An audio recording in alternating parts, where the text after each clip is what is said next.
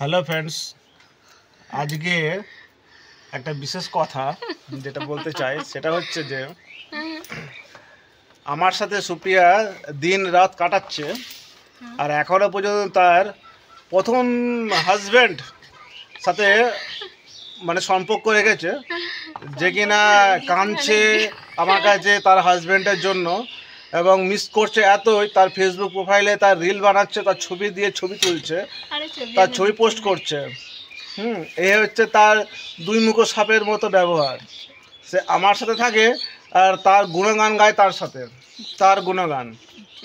তাহলে আমার কি করা উচিত? সেখানে আমারও তাহলে নিশ্চয়ই তার মতো করা উচিত। আমার প্রথম ওয়াইফের যে মারা গেছে তার ছবি আমিও পোস্ট করব।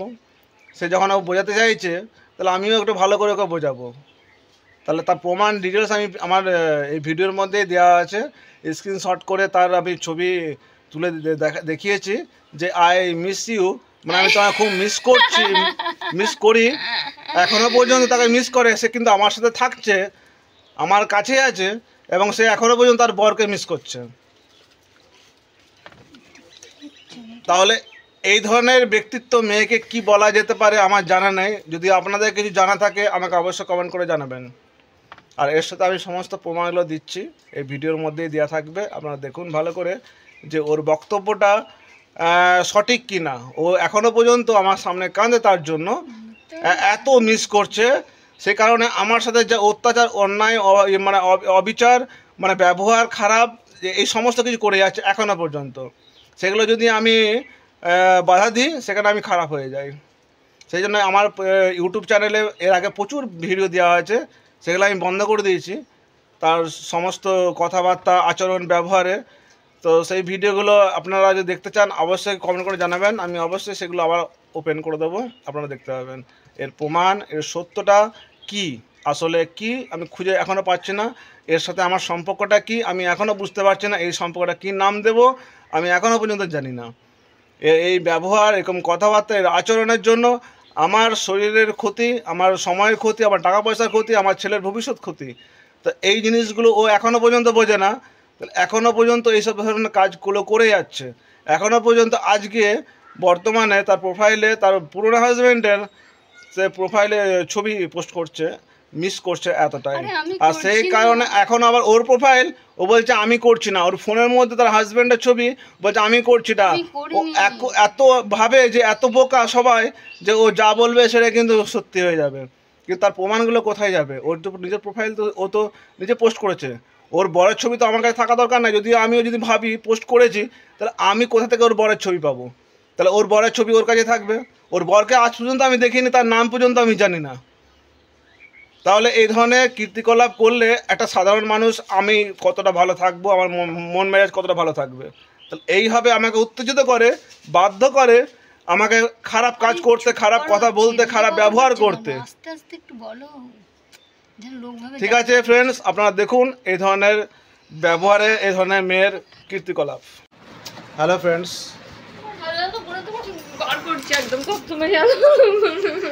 এখন আমি ভিডিও করছি, বলতে দিচ্ছে না, বাইরে যাওয়ার জন্য আমার সঙ্গে অশান্তি করছে।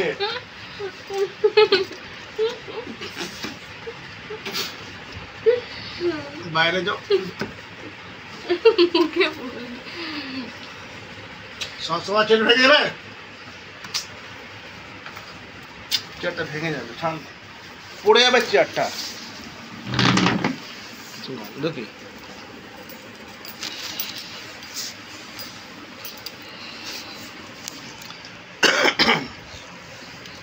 বাইরে যাওয়ার জন্য অশান্তি করছে, আমি যেতে দিচ্ছি না বলে কাঁদছে। তার মানে উদ্দেশ্যটা কি? উদ্দেশ্যটা কি? দৌড়ে যাওয়ার জন্য না। দেখ লোক এসছে, দেখ কি মারছে। বাইরে যাওয়ার জন্য কাঁদছে, বাইরে যেতে দিচ্ছে না বলে। এই যে যাওয়ার জন্য ছটফট করছে, বাইরে বারণ করে দিলাম যে বাইরে যেতে হবে না, না তবুও বাইরে যাবে। এখানটাতে যাবো, কি জন্য বাইরে যাবে? বারণ করলাম, আমি বললাম তো বাগানে ঘুরো। আমি বললাম উদ্দেশ্যটা কি? এত কান্না আর এত ঝামেলা করা কি আছে? বাইরে যাওয়ার জন্য ছটফট করছে কেন? কেউ দাঁড়িয়ে আছে কি বাইরে? কেন উল্টো পাল্টা কথা বলছো? তাহলে কি জন্য এত ঝামেলা? বাইরে যাবে ঝামেলা অশান্তি। কালকে বাইরে তুমি একা একা যাও নি বাজার? আমি বারণ করেছি, কিছু বলেছি? তুমি তো যাবে না। আমি কালকে তুমি একা একা ঘুরে এসছো, রাত্রেবেলা এসছো ঘর, আমি তো জানি। আর সকালেও তুমি গেছো একা একা। চার্চে গেলাম তো। যেখানে হোক আমি দেখিনি তুমি কোথায় গেছো। তাহলে আজকে যখন বারণ করলাম যে বিকালে যেতে হবে না তোমাকে, কেন অশান্তি করছো তুমি? কি অশান্তি করলাম? এই যে কান্নাকাটি হ্যান তা কি দেখাচ্ছ, কি বলছো এসব কথাবার্তাগুলো? কেন আমাকে এত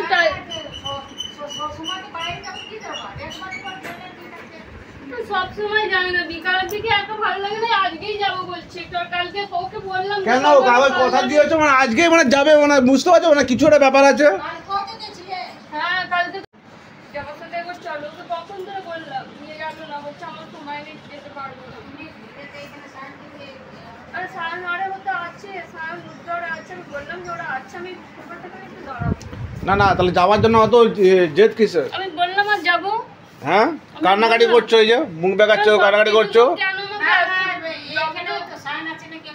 আমি যখন বারণ করলাম তাহলে এত জেদ করছো কেন, কান্নাকাটি করছো কেন, ঝামেলা করছো কেন? কি ঝামেলা করছো? এই যে আমার গলা টিপে ধরছো মুখটা। ভিডিওটা করছো? হ্যাঁ তো ভিডিও করছি, তোমার অসুবিধা কেন হচ্ছে? সবটা আমার ভিডিও কেন করতে হবে? তোমার অন্যায়গুলো দেখাচ্ছি ভিডিওতে, যাতে তোমার কথাগুলো তো কেউ তো লোকে শুনবে না, আমার কথাটা বিশ্বাস করবে না, তাহলে তো প্রমাণটা রাখছি। প্রত্যেকটা বিষয়ে প্রমাণ রাখতে হচ্ছে, ভিডিও করতে হচ্ছে আমাকে। আমি আলো বন্ধ করিনি, টিউবলাইটটা বন্ধ করেছি, এই লাইটটা জ্বেলেছি। কেন দেখা যাচ্ছে এখনো আলো? না বিকেলবেলা যখন আমি বারণ করছি, আমার না নিশ্চয় কোনো কারণ আছে আমি বারণ করছি, তাহলে অত জেদ করার কি আছে? কই অন্যদিন তো আমি বারণ করি না। ও কালকে গেল, আজকে গেল, একা একা ঘুরে এলো, তাহলে কই আজকে বারণ করিনি, তাহলে আজকে কেন জেদ করছে? হ্যাঁ তো কেন করছি আমি, কারণ আছে বলে করছি না। তুমি এত জেদ করছো কেন? কারণটা কি যাওয়ার জন্য? কিসের জেদ এত? কি জন্য যেতে চাইছো তুমি? আমার কথার অবাধ্যে তুমি কেন যেতে চাইছো?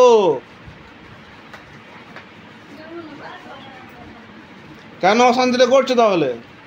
শুধু বাইরে যাওয়ার জন্য? এখন মনে হলো অশান্তি হচ্ছে বলে তখন মনে হচ্ছে যাবো না, ভিডিও করছি বলে এখন যাবো না।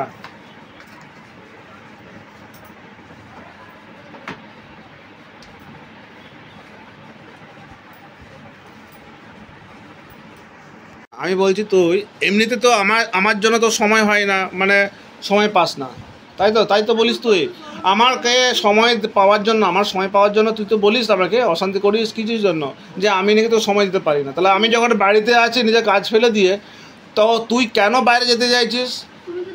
তুই কেন বাইরে? আমি কি কাজ করছি? আমি কি কাজ করছি আগে বল? বসে ছিলিস, তাহলে এখন কেন চলে যাচ্ছিস? এই বিকাল টাইমটা, সন্ধ্যাবেলা টাইমটা কেন যাচ্ছিস বাইরে? সন্ধ্যে হয়ে গেছে, সূর্য ডুবে গেছে, আলোটা শুধু আছে। হ্যাঁ বিকেল হয়ে গেছে, সূর্য ডুবে যাওয়া মানে সন্ধে, এখন শুধু আলোটা আছে। তাহলে আমি তো এখন বর্তমানে ঘরে আছি, তা আমাকে ছেড়ে দিয়ে তুই বাইরে কেন ঘুরতে যাচ্ছিস? আছি বলে কি তুই যাচ্ছিস? আর যখন থাকি না তখন যাস না? মিথ্যা কথা একদম বলবি না। আমি যখন থাকি না তখন তুই আমাকে বলিস যে আমি তাহলে বাইরে যাচ্ছি পুকুর দিকে, যাস কি না? যাসনি, বলিস নি। তাহলে এবার তুই যাচ্ছিস কি যাচ্ছিস আমি কী করে জানবো যখন ঘরে থাকি না? আমি কালকে গেছিস, পরশু দিন গেছিস, একা একা বাজার ঘুরে এসেছিস। পরশু দিন যাসনি পার্লারে? হ্যাঁ তো গেছিস তো বিকালবেলায়, রাত্রেবেলায় এসছিস তো রাত্রেবেলায়। বলেছিস দেরি হবে, হ্যাঁ হবে তা হবে, গেছিস তো। তা কালকে তো কই বাধা দিইনি আমি, তাহলে আজকে যখন বাধা দিচ্ছি তাহলে কেন যেতে চাইছিস? কালকে কথা দেওয়া আছে, কার সঙ্গে দেখা করার আছে?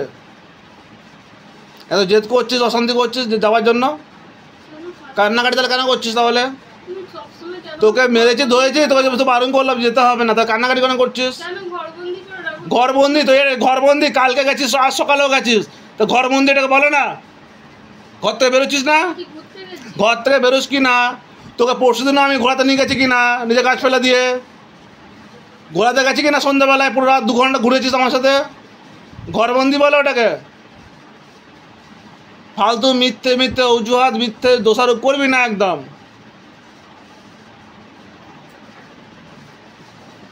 নিজের কি ইচ্ছা আছে লোকে বোঝে না, ঘাসে মুখ দিয়ে চলে।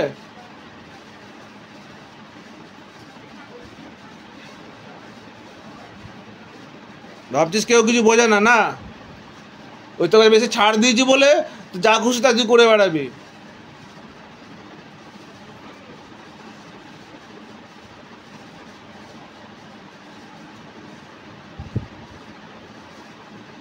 যখন আমি আপত্তি করছি, আমি তো ঘরে আছি, তাহলে যাবার কি দরকার?